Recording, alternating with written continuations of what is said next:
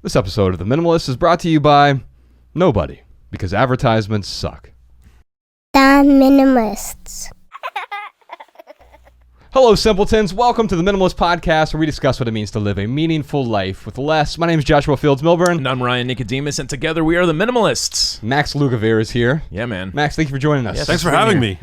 So today, we're going to talk about creating a healthy lifestyle. You're the author of a few books here. I first came in contact with your work because one of our favorite restaurants is called Bel Campo. Oh, cool. Yeah, and I saw your book there, Genius Foods, and now you have a follow-up. I'll hold this up for the folks watching on YouTube. It is called The Genius Life, and so I want to dive into that. In fact, I think we'll call this episode today The Genius Life, and I want to talk about.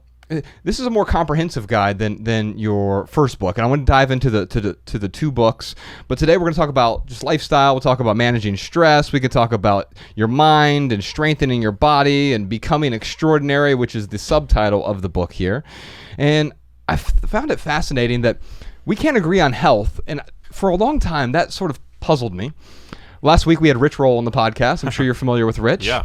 We're friends with Paul Saladino. I know you've had conversations with him before. In fact, we had Rich and Paul on the same episode Having once. a debate, wow. We tried to avoid debate, and we tried to figure out what do they agree on. So folks listening to this, Paul is a carnivore, meaning he eats only meat, and Rich eats nothing but plants, and so there's seemingly no overlap, but surprisingly they agree on a lot, like don't eat a whole bunch of processed foods. And so I kind of want to get into that. And what I like about your approach is you seem to sort of mesh the best parts of both of them. and so I want to talk about that today. Now this is a listener driven show, so I thought maybe we would start with some questions from our audience. Let's start with Gavin in Gilbert, Arizona.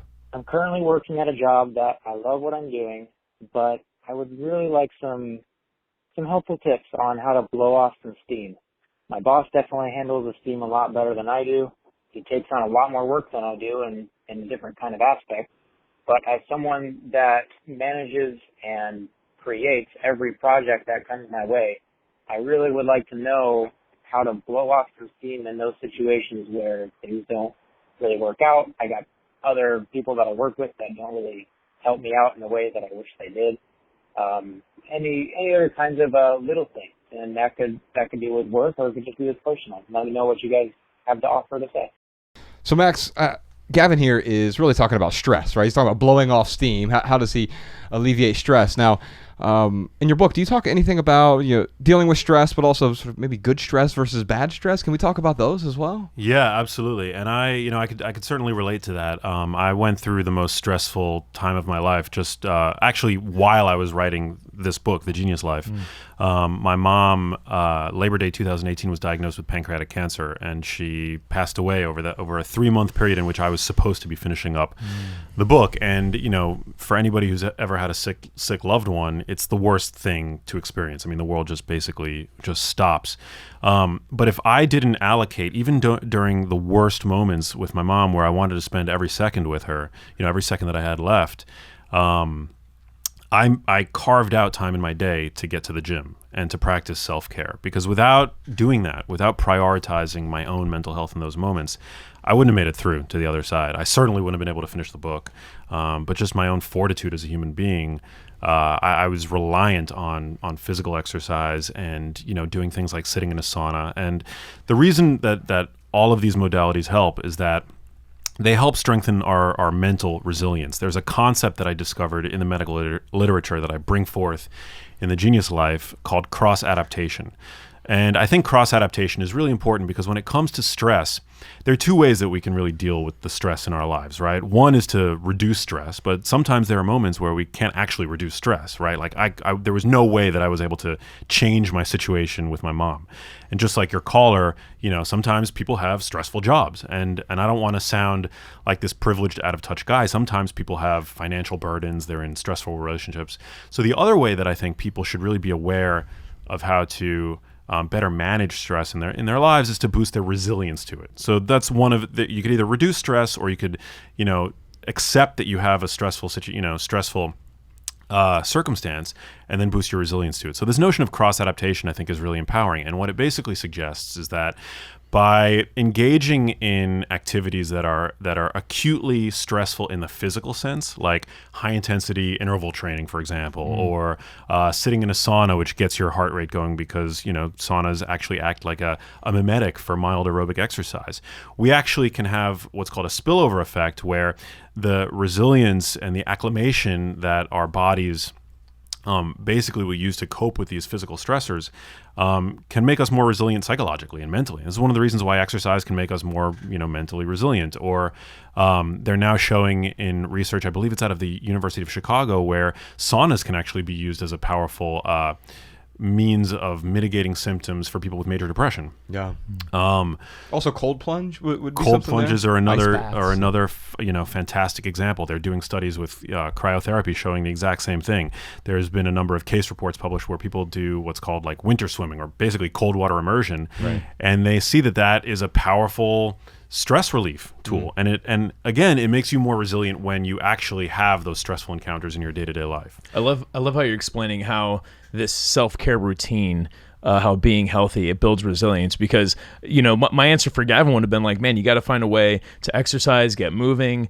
But my reason why is because I would say, well, Gavin, it'll make you feel better, but it's really the resilience that Gavin will be building up by doing some of these things. Yeah, I think resilience is really key, to all this. We want to be as robust as we can be as organisms, right? And that applies, I think, in terms of what we feed ourselves. We want to have a robust response when we eat something that we're not supposed to.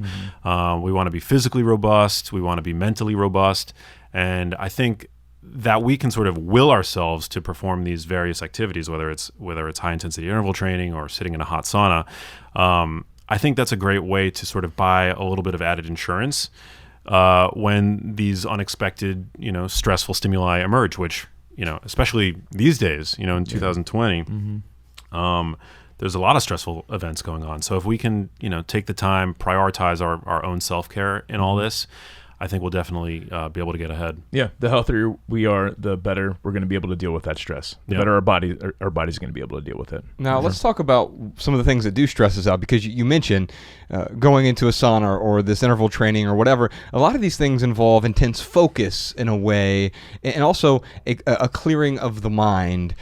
And I find that, to me, the sauna, which I do regularly, I'm really fortunate enough that our condo building has a sauna there that if you hack it just right, you can get it up to 220 degrees. So it's really great. But I find that there is a clearing out of the mind that happens. And right now, with all of the stimuli we have, it's not just our televisions. Ronnie Chang has this great joke in his most recent special. He said, every day in America, it feels like a contest to see how many screens we can get between our face and the wall. And so there's a big screen TV on the wall, and then you've got the laptop on your lap, and the iPad, and the iPhone, and the Apple Watch, and talk about stimuli. We are constantly stimulated with interruptions, and we're distracted. And I think more than ever, these distractions are really stressing us out. I saw a study that came out this morning, a summary of a study, that Americans are at their 50-year low of happiness. Now, I think a good chunk of that has to do with the current crises that are going on, but I also think there are other circumstances that have led to these crises where we are always on. I remember when Ryan and I were in the corporate world, we got our first BlackBerry, and they're like, here, it's going to save you 30 minutes a day. Yeah, and then the marketing changed eventually to 2 hours a day, but no, it cost me 14 hours a day, it felt like, because I was always on it. Yeah, I mean, we have a finite capacity to deal with stress, and there's actually another cool term that I discovered for this, referenced in the medical literature, and that is allostatic load. So we have, our bodies seek balance, and that balance, in medical terminology, is homeostasis, right? And so when we're thrust out of homeostasis, when we're engaging in exercise, when we're on a hike, when we're out of breath, when we're sitting in a sauna, when we're confronted with mental and physical stress, our bodies have to take a certain number of steps to basically get back to that homeostasis. And the steps of the cumulative number of steps that your body takes, or the sum total, is known as allostasis. And the problem I think today is that there's like too much stress, whether it's from our streams, the screens, news, excessive caffeine consumption, excessive, processed food consumption. We're now suddenly thrust into a state of what's called allostatic overload. And that basically is burnout.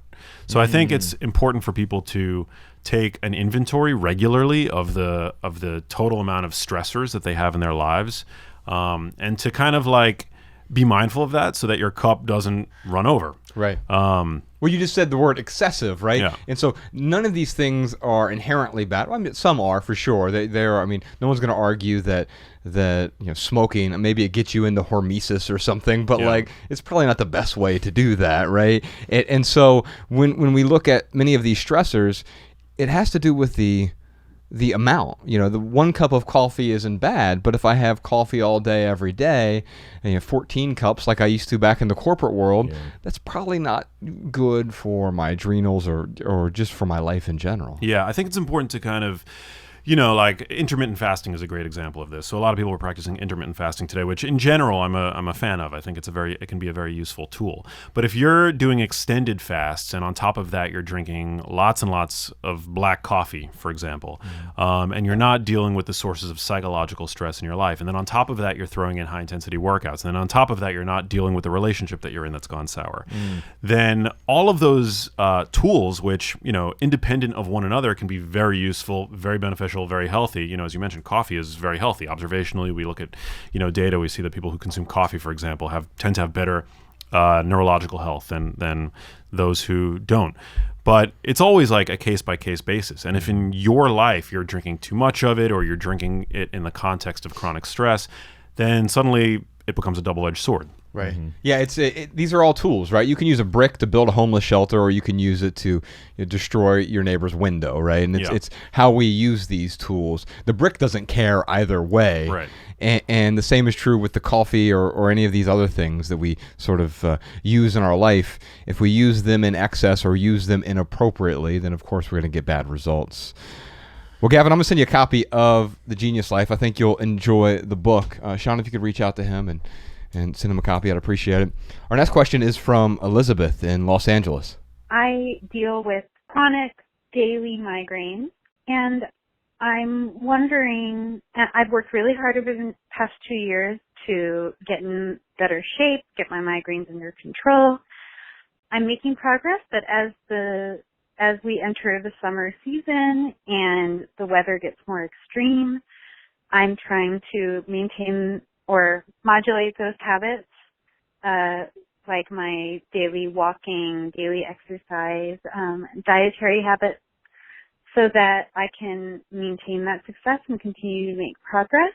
But I'm noticing an increase in my migraines, and I'm wondering if you have any advice for dealing with chronic pain in a way that is not excessive and is moderate and doesn't add to the chaos that is life. So Max, Elizabeth here, she's taking some small steps in the right direction, and I think that is advisable for most people. She's suffering with migraines. In fact, they're increasing. What do you know about migraines? Because honestly, I know very little. Yeah, I mean, I can speak generally. I'm not a medical doctor, but what has become my passion is to understand how best to feed the brain. And I think that, a diet that's good for the brain is going to be good for, the potential prevention of any number of neurodegenerative conditions, and also even helping to mitigate symptoms of, mental issues, depression, anxiety, and possibly even reduce migraines. But I'm not saying that, as a clinician. So I'm saying that basically based on just my sort of understanding of the medical literature. And I will tell you that I do have a friend who actually is a neurologist, and I'm not going to name him obviously, but he has suffered for a very long time with migraines. And I discovered a small study that found that it was suggested that fairly high dose vitamin D could help people with migraines. And we're so deficient, just as a country. Yeah. I mean, most of us are. I believe the statistics are, 3/4 of us are deficient in vitamin D. And we could talk all about vitamin D. I do a pretty deep dive in the Genius Life.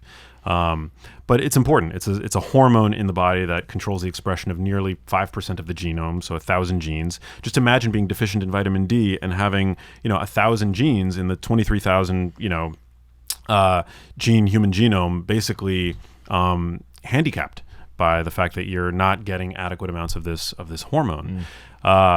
So vitamin D, I think, is important. So I would look into that. But generally, just consuming a diet and living in a way that minimizes inflammation in the body.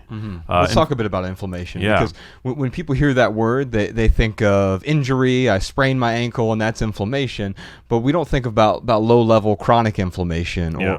And so maybe you can explain the difference. Yeah. So I mean, a lot of people think that inflammation is this overall bad thing, but it's not bad at all. It's actually a life-saving feature of the immune system that was there to spot clean cuts, wounds, scrapes, protect us if we were exposed to the occasional pathogen. But as opposed to in antiquity, when this feature, if you will, of the immune system was used acutely and locally, today it's being activated systemically and chronically, not as a response to the occasional insult, but to what we're eating and how we're living. Yeah. And this is actually one of the major issues with COVID-19. So, I mean, a lot of, obviously we've been dealing with this pandemic for the past couple of months, and what seems to have emerged in the literature is that people who have high baseline levels of inflammation, people who are perhaps overweight or obese or are suffering from type 2 diabetes, both of which are characterized by chronic low-grade inflammation, that there's this inflammatory cytokine storm, which basically increases the risk for morbidity and mortality. But aside from that, it's just not a great state of affairs for the body to be in, because inflammation is not it's not a free ride. So wherever inflammation occurs in the body, there's what's called collateral damage, essentially. It's like a shootout in a public park.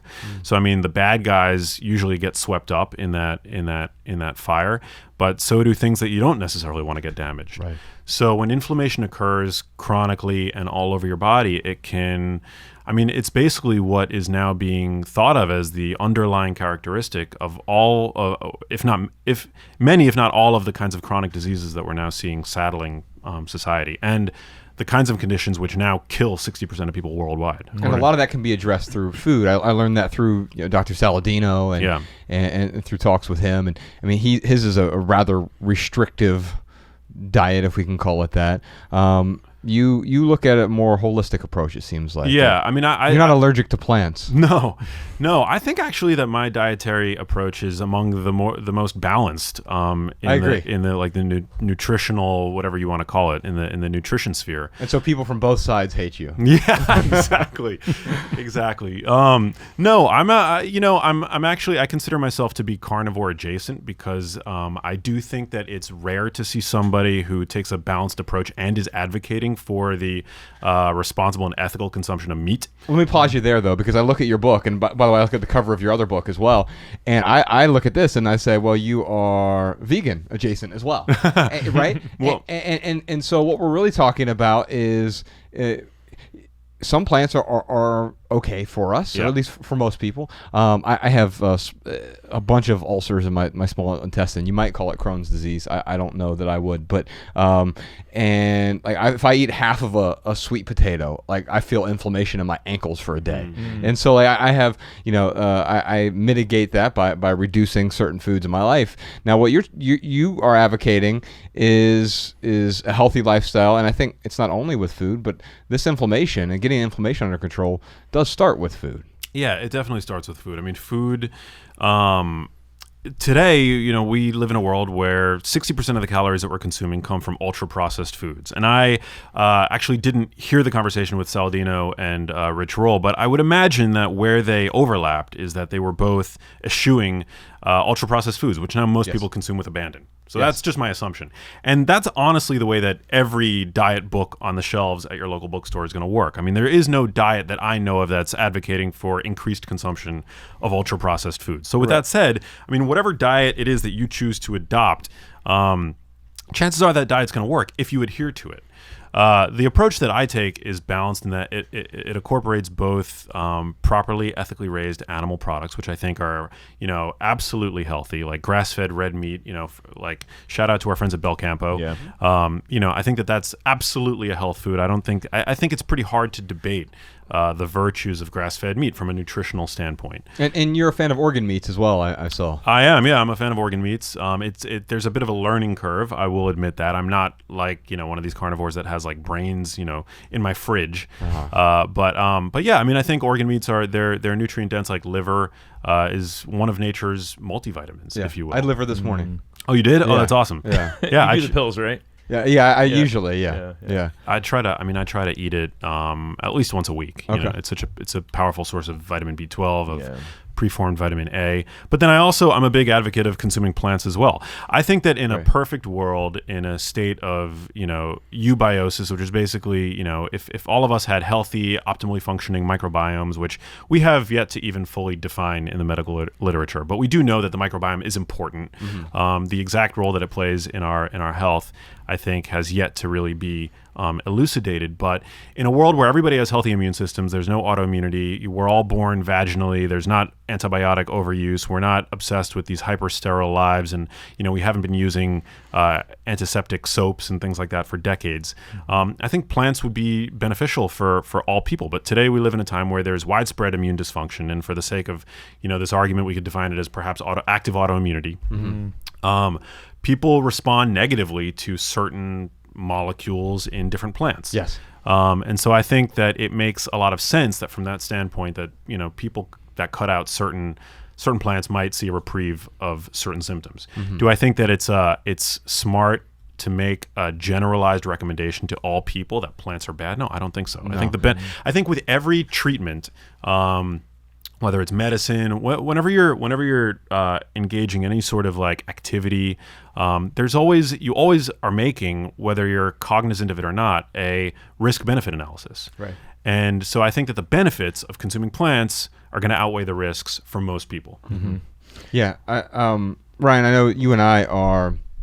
I mean, obviously, we're omnivores. Max is an omnivore, right? 97% of people, 98% of people listening to this are probably omnivores, and then I think that works for most people. But omnivore, just like saying vegan or whatever, that doesn't by definition make it healthy. You could eat Snickers bars all day and be an omnivore. That means nothing, right? What we're really talking about here is cutting out the processed foods, but then also it sounds like cutting out the triggers that if you have immune dysfunction, and I would suspect, at least this is my hypothesis, someone like Elizabeth who deals with migraines, or people, my father was schizophrenic, for example, and now there's studies coming out showing that a lot of that has to do with brain inflammation, right? And so if we're talking about reducing inflammation, that definitely starts with food. You can just see this by fasting, by the way. If someone who does a prolonged fast reduces inflammation, well, that's not the long-term prescription. That's not going to help you, indefinite fasting. And so it's about then reintroducing the foods that aren't going to trigger those autoimmune issues. Yeah, I also think certain nutraceuticals might be able to help. Curcumin has been shown to possess anti-inflammatory qualities. I'm a huge fan of extra virgin olive oil. It's basically the primary oil that I use in my kitchen. It's a myth that you can't cook with it, by the way. You can cook with extra virgin olive oil at low to medium temperatures. But extra virgin olive oil, for example, it's a plant food, right? And it has a compound in it called oleocanthal, which has been shown in studies to be as anti-inflammatory as low-dose ibuprofen, but without any of the potential negative side effects that come with the chronic use of ibuprofen. Wow. So I mean, extra virgin olive oil is a great example of an anti-inflammatory food. So instead of like popping 2 ibuprofen, you would take like a tablespoon of olive oil, like that could potentially help? Yeah, I actually do that. And that's awesome. I'm going to try that because I get headaches sometimes and I'll pop an ibuprofen because my stomach can handle it, but I know it's not the best for me, for sure. Yeah, I mean, I think, there's no such thing as a biological free lunch, and especially with these drugs, I don't place any stigma on the use of pharmaceuticals, because if you need them, you need them, right. and you should, I'm glad that they're there for people that need them. But it's really about the drugs that you use chronically.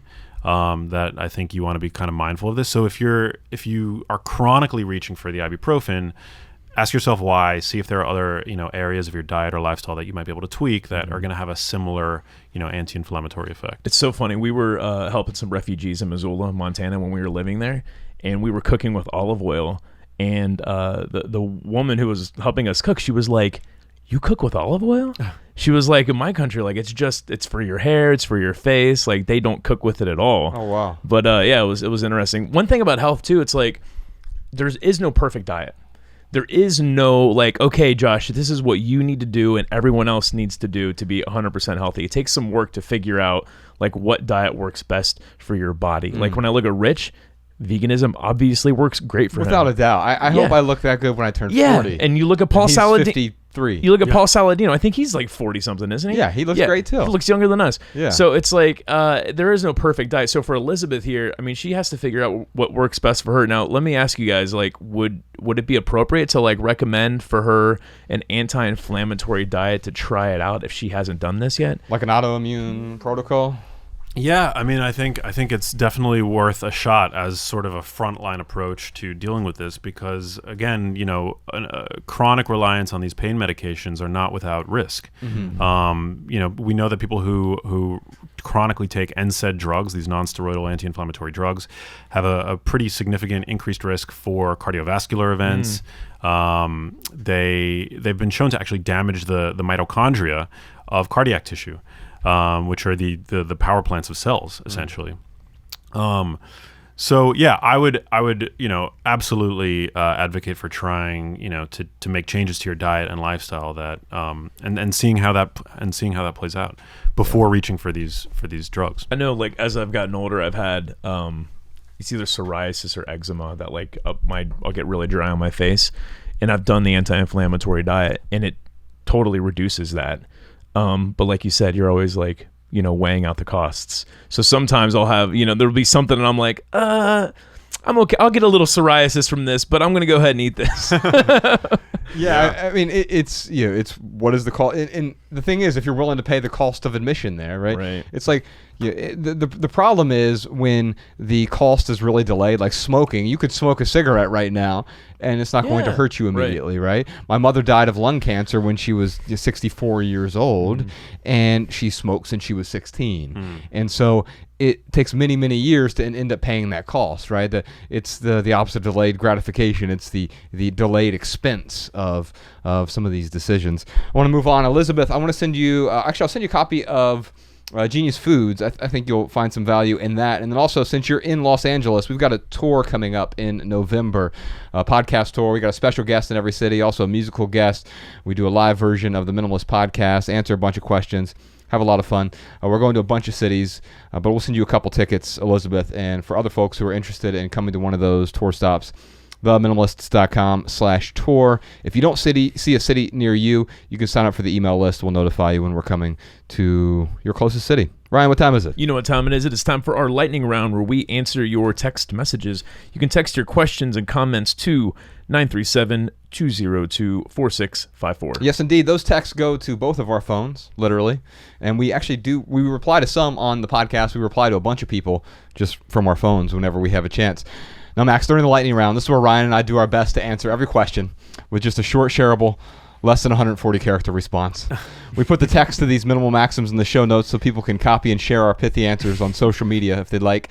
And they can find all of our minimal maxims in one place now, minimalmaxims.com. But really, we just maunder on a bit. You don't have to give 140 No, it's not really fair because we got to prepare for this. So, yeah, you just ramble and then Podcast Sean will make it look really nice in post. All right. He's a great editor. All right, April has a question for us, Ryan. From April, she writes in, can you have a discussion on Joshua's stance that food isn't entertainment? You know what's crazy, Josh? Yeah. This has created, I've seen controversy around that essay. He wrote an essay a long time ago titled Food is Not Entertainment. Yeah, I think there was a line in the essay, but yeah, I think it was about minimalist thoughts on food, but something like that. Yeah. It's crazy how this, like, I don't know, it creates some visceral reactions from people and that I never even would have guessed would have. Well, my wife's a dietitian, nutritionist, a great cook, and so she worked with college kids for over a decade and really understands this. But even someone like her gets a bit of a visceral reaction to it because she is, like Max, very balanced. So I used to be morbidly obese. I weighed 80 pounds more than I weigh now. Wow. I also had a mullet, which I'm not. I'm not proud Oh of. my God, podcast Sean should like find. No, it's. I have a picture on I my know. Instagram. He should You find can that picture it. on Instagram and like put it. Or I'm sorry, George should put that up on YouTube right now. Just a little flash of Yeah, it. I was literally when Ryan and I first met in the 5th grade. I was the fattest kid in our school. Ryan was the second fattest, so we bonded over cheeseburgers and cheese fries and cheese whiz. A lot of processed cheeses, basically. Yeah. Wow. And so I lost a bunch of weight in high school, really unhealthily. I just basically didn't eat much, and so I gained it all back in my early 20s because that's what when you don't have the habits. And you think that, well, I'll get vegetables if I just eat enough French fries. That's a problem, right? And so I was irresponsible, and I entertained myself with food. I used it as a pacifier. Whenever I got stressed out, I would eat. Whenever I got upset, I would eat. And Whenever you got bored, you would eat. absolutely, Yeah. I found a lot of excuses to eat, right? Right. And also, I didn't understand nutrition. I didn't understand about micronutrients. I didn't understand macronutrients. I didn't understand any of it. And so I gained the weight back in my 20s, and then eventually lost it by eating more healthfully throughout my 20s and then in my 30s. And I'm healthy now. I have a pristine diet at this point. And I think people get confused, Ryan, when I say food is not entertainment or we shouldn't be entertained by food. What I'm really saying is that we shouldn't pacify ourselves with food. But it doesn't mean that we can't enjoy our meals. And I think that's the difference. So my pithy answer for you, Ryan, is don't confuse pleasure with well-being. Yeah. And I think that's, you can eat a piece of chocolate cake and it tastes really good during mastication, right? There's all this gluten and sugar and fat that's dancing on your taste It's going to buds. release that dopamine. It's going to make you feel really maybe joyful temporarily. Well, yeah, pleasurable, right? Pleasurable, There'll be no real joy in it, right? Absolutely. Because that's where we confuse. And in fact, it may actually get pleasure often, not always, and I'm not against pleasure, but it often gets in the way of well-being when we seek pleasure as the sort of outcome. Yeah, I would have to agree with that. Actually, my senior thesis film in college was a film. It was a documentary that I made all about hedonism as a sort of ethical pursuit. Okay. And, Now, were you pro-hedonism in this? Well, as an undergraduate going to school in Miami, yes, I was very much pro-hedonism. Okay, you got to explain what is hedonism. Like I know what it is, but I can't think about what hedonism is. Yeah, I mean right now. it's basically pleasure. It's the pursuit of pleasure. Okay. Yeah, but the pursuit As the highest virtue. as the highest virtue. Yeah. okay. And I think that you can run into problems when you don't sort of have within your purview the long-term goal, and that part of what it means to feel good is to be able to feel good and to persist, as an entity, and to feel good not just today in the short term, but to be able to like be free of disease and to feel good tomorrow and the next day and the day after that. Right. Because if all we had in our focus was the short term, I mean, you could say that why not smoke cigarettes then, or do cocaine whenever you want, Yes. or any of these things that we know that are not good for us. So I think you have to. Well, jumping out of an airplane without a parachute would be the Yeah. terminus example of that, right? Yeah. Because you might experience joy and who wants to be encumbered by a parachute when you can just free ball it, so to speak, right out of a Until the plane. end. Yeah. Well, of course, that ends. Well, I mean, That's not going to end well. Now I understand why I was called a hedon at 25 years old. yeah, hedonist. Yeah. Yeah, but what you're talking about is I think hedonistic eating, and I think that's a big problem. I think we tend to do too much of that, and I think it's partly because of what we were talking about earlier, the fact that we're just inundated with stress today. But food today has become hyper palatable. It's ultra pleasurable. It pushes our brain to a bliss point beyond which self-control is futile. And I think part of what you said, I think, was right on, is that we've got to basically free ourselves from this pattern of hedonic eating and look at food more as as something that can fuel us and can help us feel better tomorrow or the next day, and to live a long time and be free of disease and things like that, which are all worthy. Yeah. I mean, yeah, it's pleasurable to eat a bunch of Twinkies, but if that's where you go for your entertainment, I mean, it's not going to be entertaining for very long. Yeah, it doesn't enhance your well-being either. Yeah. Yeah. My pithy answer is this: emotional support is the antidote for emotional eating, and I think that is really. I think that's where people go wrong. Food is it's like a drug. It's a very easy thing to go to feel better instantly, but there's a deeper thing going on And if you can, hit that deeper issue head on, you're going to get through those stressful times a lot easier. A friend's support is going to be a lot better support than how food is going to support you. Yeah, especially the hedonistic food, right? Because ultimately, food, healthful food supports us long term. But when we feel like binge eating, then the support of a friend or a community can certainly go a long way. Yeah, I'm guilty of hedonic eating myself sometimes. I definitely, will buy comfort foods and things like that. Do you have a go-to? Like, I don't know what your thoughts are on cheat days or whatever, but do you have like a go-to pacifier food? Yeah, look, I'm pretty lucky. I live in LA, so I have at my fingertips any number of ultra-processed foods that are like one step healthier than what you'll typically find, or like the kinds of junk foods that we grew up on. But healthy Twinkies. They have those. You can go to a local health food store and find things like that. But generally I'll eat like if I find like a good keto chocolate chip cookie or something like that. I'm not saying that those foods are health foods. They're definitely comfort foods. They can be very calorically dense, so they're not great for you. There's also now a line of products that have come out. They're like candies, but they're like made with somewhat healthier ingredients. And so I'll go through like a bag of those, But yeah, I think it's always smart to kind of be aware of what you're doing and why you're doing it. So at the very least, it's informed consent. I think too often what's the case is that we tend to reach for these foods and then, with the intent of only having, one or two pieces or, one or two scoops of the pint of ice cream, for example, and then we end up at the bottom of the pint or at the end of the bag. Story of my life. Yeah. And I talk about that a lot in my work, that, these foods that, again, they're referred to by food scientists as hyperpalatable because they create repeat customers. They're just impossible to moderate our consumption of these foods.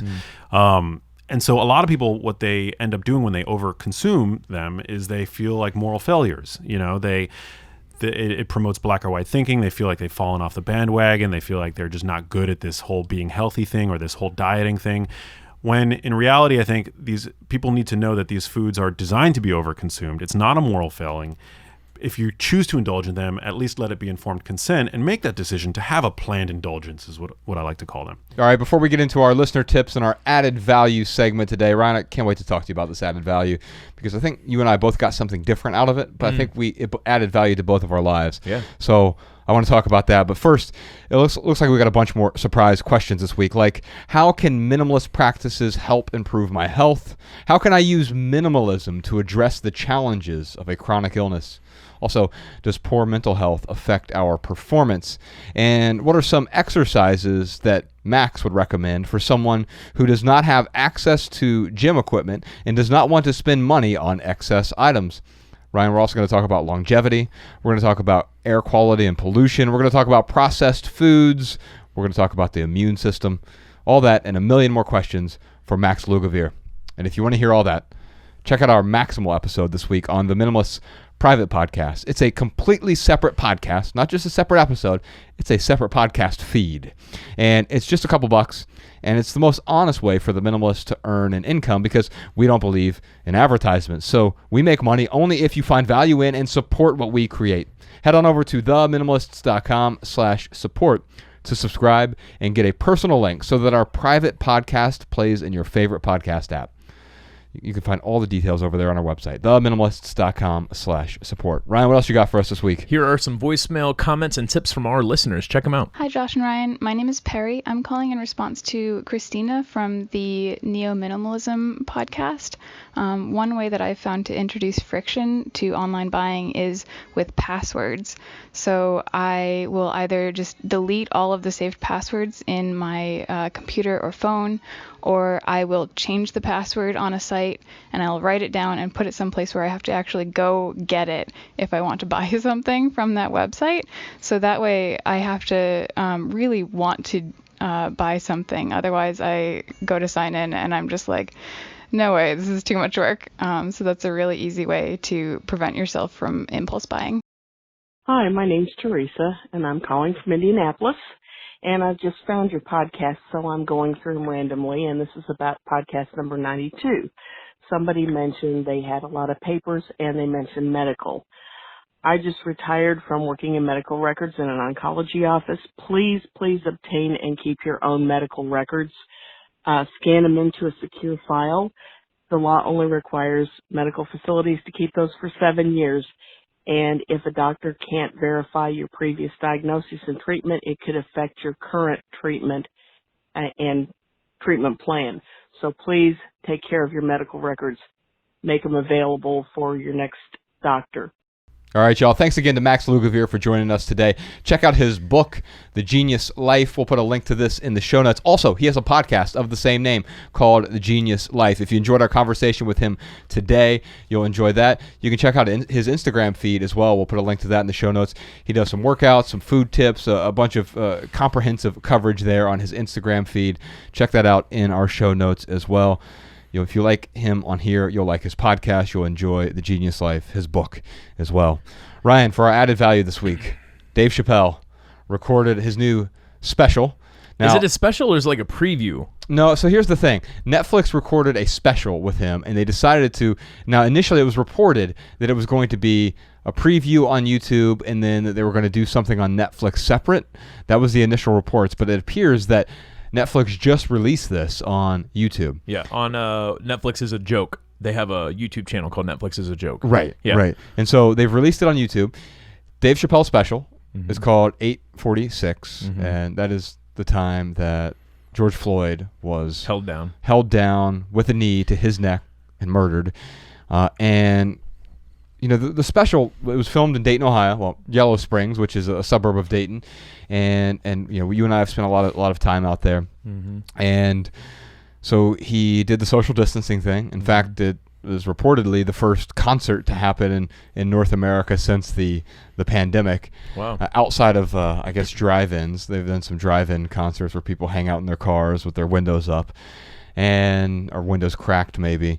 Now, what did you get out of this special 846? Because you had a visceral reaction to it in a good way. Yeah, I mean, I got out of it just how unfairly black people are treated by cops. I mean, it was a perspective from a black person about how, I mean, the craziest thing from that is how, spoiler alert, he had a cop pull him over. Yeah.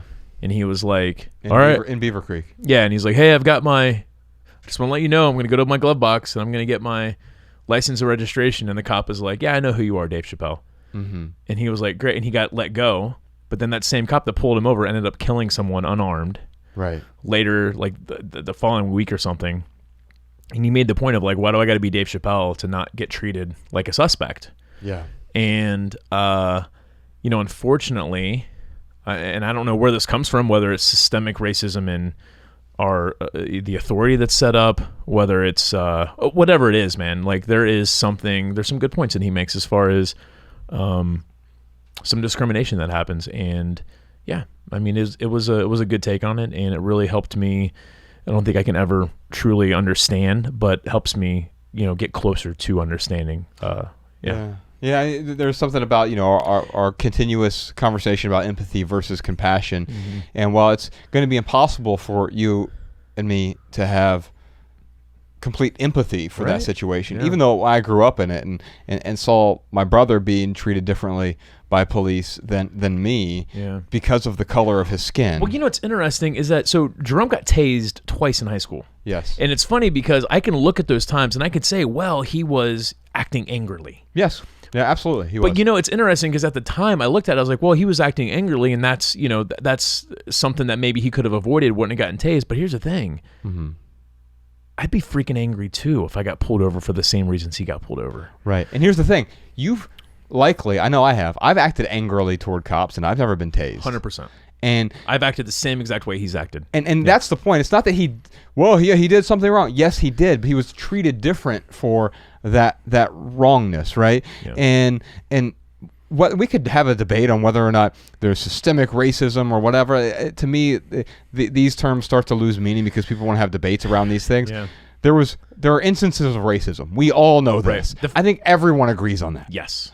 And what Dave Chappelle's special brought up was whether or not you believe in systemic racism or you believe that racism is even a problem in America writ large, you can recognize that there are instances that people go through, especially black people go through, especially black men go through, that it makes it more difficult to feel safe in your own sort of neighborhood and feel safe around the people that protect you. And he brings up some really great analogies. I won't go through them here in the special, other than to say, check it out. We'll put a link to it in the show notes. It's on YouTube. It's called 846. Yeah. And he does a great job. It's a stand-up special. There's some comedy there. A little bit. Yeah.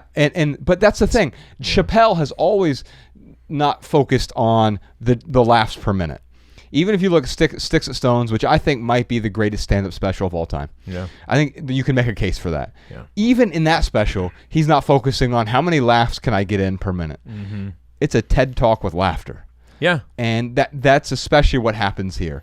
And he is able to report on cultural things and inject some humor into them. He's a master at it. Absolutely. Yeah. So check it out. We'll put a link to that in the show notes. What's interesting, man, is again, I used to look at certain situations like with your brother and be like, oh, well, this isn't racism. This is insert, white man's opinion there. Yeah. And what Dave Chappelle's, and I've come so far from that, but Dave Chappelle's special, if you're someone who is, you're a white person and you're looking at it and you're saying, oh, this is so blown out of proportion and, oh, there's no racism. Watch that special and tell me that there's not racism. Yeah. Without a question, there's racism. There are other times, though, that we can assign a racial motive to things, and we need to be clear about this as well, where race is not involved. And so what I like about Chappelle is he is able, in this, I see this in my brother as well, and Jerome damn near as well as I do. We're able to see race without seeing everything through the lens of race. Yes. And that's what Chappelle does masterfully. Yeah. And I appreciate that, because when everything becomes tinted with race, then you see racism in everything. Right. And Chappelle doesn't see racism in everything. My brother Jerome doesn't see racism in everything, but also recognizes, just like you and I recognize, that race can play a factor in certain things, like being tased by the police unnecessarily. It can play a role. Doesn't mean that it necessarily plays a role, but it can play a role. Real quick, Ryan, for right here, right now, I'm excited to announce this. Maybe you can talk more about it, but we have a new ebook. Yeah. It's free. Yes. And because budgeting is free. And so I think you've done a lot of mentoring over the years, over 1,000 hours of mentoring people at this point. Now, it started in the corporate world because you were a phenomenal mentor in the corporate world. Oh, keep going. and then we started the Minimalists. I started this writing class, and you started mentoring people one-on-one at one point. That became too much to handle because the demand was 6, 8, 9 months out at some point, right? Yeah. Because you didn't want to take on 20 clients at once or anything. Yeah, more clients than there was time. Right. Yeah. And so one of the main things that came up, in addition to minimalism and stuff, was budgeting. Yeah, I mean, a common factor that comes up a lot is money. People have money problems, whether it's budgeting, whether it's trying to pay off debt, whether it's trying to retire. I mean, people have money problems. And I don't want to undermine money problems. They are problems. Yes.